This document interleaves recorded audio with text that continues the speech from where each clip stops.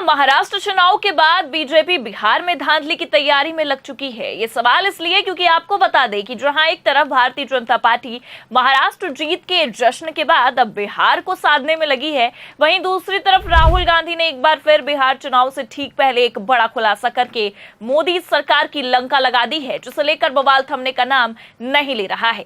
नमस्कार, आप देखना शुरू कर चुके हैं 4 PM न्यूज नेटवर्क और मैं हूं आपके साथ प्रगति ठाकुर।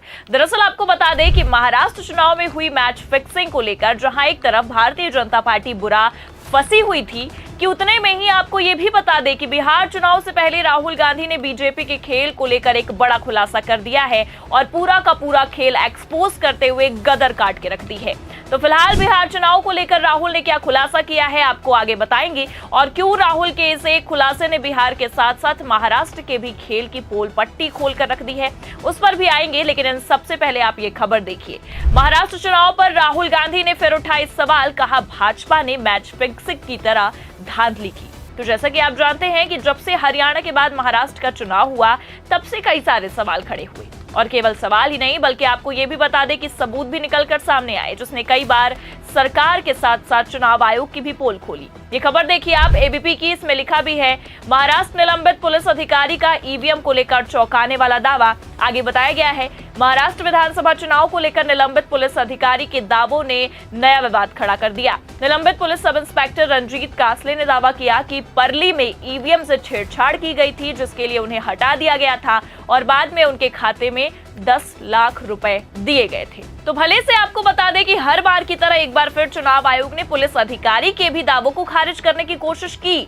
लेकिन चुनाव आयोग का इस पूरे मामले पर यह कहना है कि आरोप एक असंतुष्ट पुलिस अधिकारी यानी कि निलंबित की ओर से लगाया गया है। सख्त कानूनी प्रशासनिक प्रोटोकॉल के तहत ईवीएम को रखा जाता है, ईवीएम को हटाने की कोई संभावना ही नहीं है। इसकी गंभीरता को देखते हुए डीएम और एसएसपी से लेकर सीईओ तक से रिपोर्ट मांगी गई। रिपोर्ट के आधार पर कार्रवाई भी की गई। लेकिन भले से चुनाव आयोग ने महाराष्ट्र चुनाव को लेकर हुई धांधली, ईवीएम में बड़ी छेड़खानी के सबूतों को सिरे से ही खारिज कर दिया हो, लेकिन जो दावे निलंबित पुलिस ऑफिसर ने किए उसे मिटा पाना काफी मुश्किल था, क्योंकि आपको बता दें कि ये दावे अब तक सियासी गलियारों में शोर मचा रहे हैं, जो साफ बता रही है कि दाल में कुछ काला नहीं बल्कि महाराष्ट्र के चुनाव में तो पूरी दाल ही काली थी। जी हाँ, क्योंकि आपको बता दें कि महाराष्ट्र चुनाव को बीते लगभग 6 महीने से भी ज्यादा का समय होने वाला है, लेकिन इस चुनाव ने मोदी सरकार के सारे धागे खोल कर रख दिए हैं और अब इन्हीं धागों को लेकर बिहार में राहुल गांधी ने मोर्चा संभाला है। राहुल गांधी ने एक बार फिर महाराष्ट्र चुनाव में हुई मैच फिक्सिंग को लेकर बवाल काटा है और सरकार हिलाने तक की बात कह डाली है। दरअसल राहुल गांधी ने अपने सोशल मीडिया हैंडल एक्स पर एक पेपर की कटिंग को शेयर किया, जिसमें राहुल गांधी का लेख दिखाई दे रहा है। पेपर में लिखा है चुनाव की चोरी का खेल समझिए, और आपको बता दें कि अपने इसी पोस्ट में कैप्शन में राहुल गांधी ने लिखा है चुनाव की चोरी का पूरा खेल। 2024 का महाराष्ट्र विधानसभा चुनाव लोकतंत्र में धांधली का ब्लूप्रिंट था। अपने आर्टिकल में मैंने विस्तार से बताया है कि कैसे ये साजिश स्टेप बाय स्टेप रची गई। स्टेप 1, चुनाव आयोग की नियुक्ति करने वाले पैनल पर कब्जा। स्टेप 2, वोटर लिस्ट में फर्जी मतदाता जोड़े गए। स्टेप 3, मतदान प्रतिशत बढ़ा चढ़ाकर दिखाए गए। स्टेप 4, जहां बीजेपी को जिताना था वहां टारगेट करके फर्जी वोटिंग कराई गई। स्टेप 5, सबूतों को छिपा दिया गया। आगे लिखा है ये समझना बिल्कुल मुश्किल नहीं है कि महाराष्ट्र में भाजपा इतनी बौखलाई हुई आखिरकार क्यों थी, लेकिन चुनाव में धांधली भी मैच फिक्सिंग जैसी होती है। जो पक्ष धोखाधड़ी करता है वो भले से ही जीत जाए, लेकिन इससे लोकतांत्रिक संस्थाएं कमजोर होती हैं और जनता का नतीजों से भरोसा उठ जाता है। हर जिम्मेदार नागरिक को सबूतों को खुद देखना चाहिए, सच्चाई समझनी चाहिए और जवाब मांगने चाहिए, क्योंकि महाराष्ट्र की ये मैच फिक्सिंग अब बिहार में भी दोहराई जाएगी और फिर वहां भी जहां जहां बीजेपी हार रही होगी, मैच फिक्स करके चुनाव लोकतंत्र के लिए जहर बनेगा।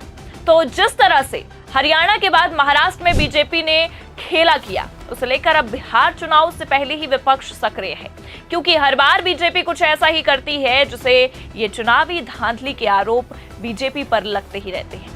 क्योंकि अगर महाराष्ट्र की ही बात की जाए तो खुद चुनाव के दौरान पोलिंग बूथ पर मौजूद पुलिसकर्मी ने चुनाव आयोग और सरकार की पोल खोली है और साफ दावा किया है कि ईवीएम में धांधली तो हुई है और उनका मुंह बंद करने के लिए पैसे भी उन्हें दिए गए। पुलिसकर्मी का ये दावा अपने आप में कोई छोटी बात नहीं है, क्योंकि चुनाव आयोग पर विपक्ष आज से नहीं कई समय से आरोप लगा रहा है कि चुनाव आयोग बीजेपी की बोली बोलती है। राहुल गांधी ने अमेरिका के बोस्टन में भी एक कार्यक्रम के दौरान कहा था कि चुनाव आयोग अब निष्पक्ष नहीं रह चुका है, वो समझौता कर चुका है, जिसमें उन्होंने महाराष्ट्र और हरियाणा चुनाव के नतीजों का भी जिक्र किया था। लेकिन अब राहुल गांधी ने महाराष्ट्र का ही जो एग्जाम्पल है वो देते हुए बिहार के चुनाव में भी बीजेपी की धांधली वाली रणनीति को उजागर कर दिया है। खबर देखिए आप, इसमें लिखा है महाराष्ट्र के बाद बिहार में मैच फिक्सिंग, राहुल ने बताया कैसे लोकतंत्र के लिए जहर है ये। आगे लिखा है बिहार में साल के अंत में विधानसभा चुनाव होने वाले हैं, इसको लेकर तमाम राजनीतिक दलों ने अपनी कमर कस ली है। कांग्रेस भी बिहार में दोबारा अपनी जमीन तलाशने की कोशिश कर रही है। यही कारण है कि नेता प्रतिपक्ष राहुल गांधी लगातार बिहार दौरे पर जा रहे हैं। इसी बीच राहुल ने एक बार फिर महाराष्ट्र विधानसभा चुनाव में धांधली का आरोप लगाया। उन्होंने कहा कि महाराष्ट्र के बाद अब बिहार में भी मैच फिक्सिंग की तैयारी की जा रही है। और अगर राहुल गांधी के इस तरह के दावे कर रहे हैं तो इस पर गौर करना इसलिए भी जरूरी हो जाता है क्योंकि आपको बता दें कि अभी कल ही राहुल बिहार दौरे पर थे। इससे पहले भी वो बिहार पहुंचे थे, लेकिन बिहार जाने के बाद अगर राहुल गांधी की ओर से इस तरह का बयान निकलकर सामने आता है तो ये गौर करने वाली बात होगी, क्योंकि आपको बता दें कि बिहार चुनाव से ठीक पहले बीजेपी भी कमर कसती नजर आ रही है। राहुल गांधी के अंदर भी अलग जोश देखा जा रहा है। कभी वो बिहार की प्रशासन से लड़ झगड़ के छात्रों से मिलने उनके हॉस्टल पहुंच जाते हैं, तो कभी बीजेपी की बिहार रणनीति को उजागर करते हैं। और जैसा कि आप जानते हैं कि साल के अंत में ही बिहार का विधानसभा चुनाव है और उसी बीच राहुल गांधी ने अपना ये आर्टिकल जारी किया है। एक बार फिर सबका ध्यान अपनी ओर खींचने की पूरी कोशिश की है कि बीजेपी का खेल अभी खत्म नहीं हुआ है। बिहार चुनाव में ये खेला अपनी चरम सीमा पर पहुंचता नजर आ रहा है, क्योंकि राजीव कुमार के कार्यकाल में हुए महाराष्ट्र चुनाव में हुई धांधली ने एक बार फिर पत्ते खोले हैं और कहीं ना कहीं अब बिहार चुनाव निशाने पर आया है। और ज्ञानेश कुमार के कार्यकाल का ये पहला चुनाव ही अब विपक्ष के निशाने पर आ गया है। ऐसे में आपको क्या लगता है, जो दावे राहुल गांधी ने किए हैं क्या ऐसा ही होगा? धांधली की कहानी अब महाराष्ट्र से उठकर बिहार पहुंचेगी? अपनी राय कमेंट करके जरूर बताएं। ये खबर कैसी लगी, लाइक और शेयर जरूर करें। चैनल पर नए हैं तो सब्सक्राइब और ज्वाइन करना ना भूलें। देखते रहिए 4PM न्यूज नेटवर्क। नमस्कार।